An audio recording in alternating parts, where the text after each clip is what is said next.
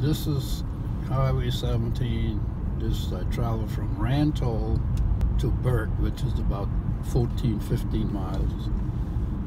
I ride with my father some when he was working. Then after that I had to hitchhike. I would be out on the highway about 6:30 in the morning. And if I didn't catch a ride by a certain time, my father had arrangement with somebody that he would pick me up. I'm sorry, where did your father work, Mr. Wright? Standard Oil Company was an oil company up on Meeting Street Road. He used to work there. But after my first year in school, his job terminated.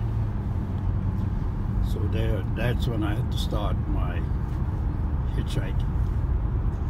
But in the afternoon, there was no problem going back because I always get a ride going back in the afternoon. Sometime I get it before it's red top, then I walk the rest of the way. That's a good stretch of the legs. Yeah. That's one old man out here, live out in the country. He used to drive a truck because he sell wood. And I learned a lot from him because he would pick me up, but I always had to pay him 5 cents. 5 whole cents. 5 cents. And that learned me the value of money.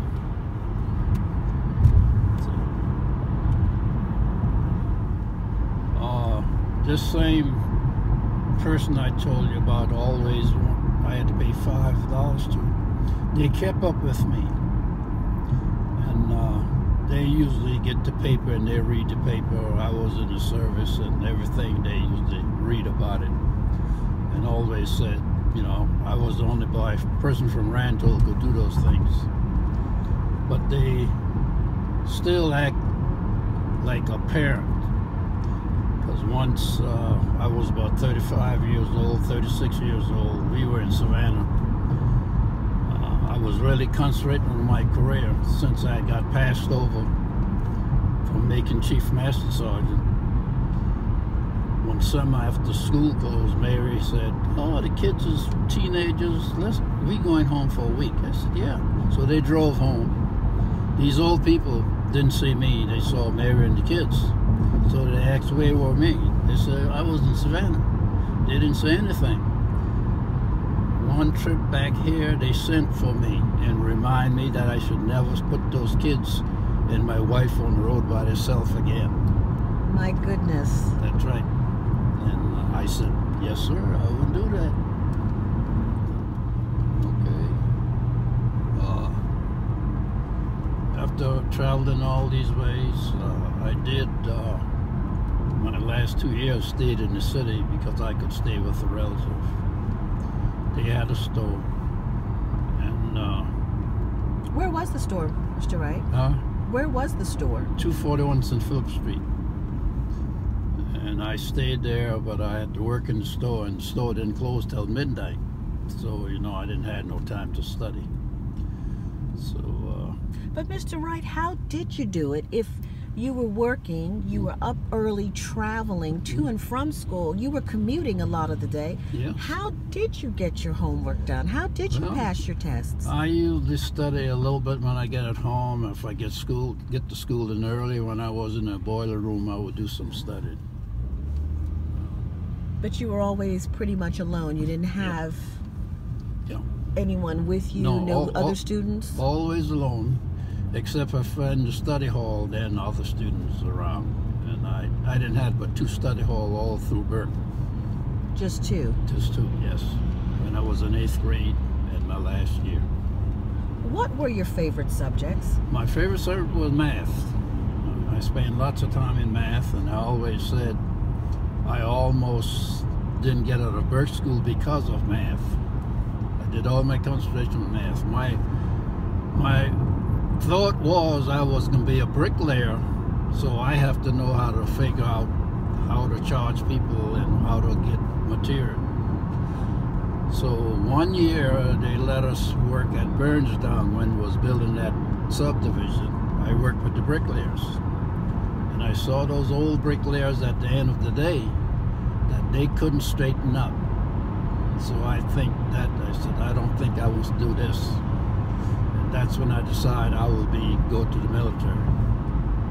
So their physical condition, you saw that, yeah, and I how saw much that. they were struggling, and that kind of did it for you. Yeah, yeah. So then I decided I'll go to the military. And I always said he is responsible for keeping Rantowles people afloat, because many people just go there and charge things, including my parents. And when we used to call him B Simmons, when he wants to go to the city to get supplies, he would tell me in the afternoon, said, I got to go to the city, I will leave early to take you to school. And that's what he did every time he had to go to the city. He would make sure you got to school. Make sure I get to school. Everybody out here, if they could do something for me, they would do it. You know, if they just go tell me, study and behave yourself, they'd tell me that. Why do you suppose it meant so much to them, Mr. Wright? I think because wasn't many of us leave here to go to school. See, most of us, the boys, just go to the farm when they get out of 7th grade. But you were headed someplace special. Yes, right. I always had to want to continue school. My father said, okay, you can go to school or go to work. So I went to school. And it's an odd thing. We work on the farm, and we used to plow. You know, most of the people out here had the little farm. And the first thing I did after I went in service, I got a re-enlistment bonus. I bought my father a tractor. You did? Yes. I bet he was surprised to see that. Bought him a tractor. Then later on, I bought him a truck. Wow. So where are we heading now? Right here. We're going to Jordan Baptist Church. This is where I start school. We were in this building right here.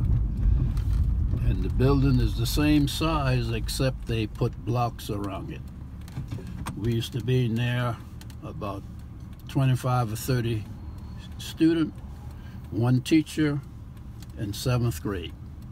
So you were here from kindergarten to 7th grade? No, we didn't have kindergarten. 1st grade, I did 2 years here, 1st and 2nd. And then the county built a building for us, a 2-room building. And then we went there, and they added another teacher. So we had a teacher with the 1st and 2nd grade, and the Miss Rivers had 3rd through 7th. 3rd through 7th. Yeah. Well, let's go take a look.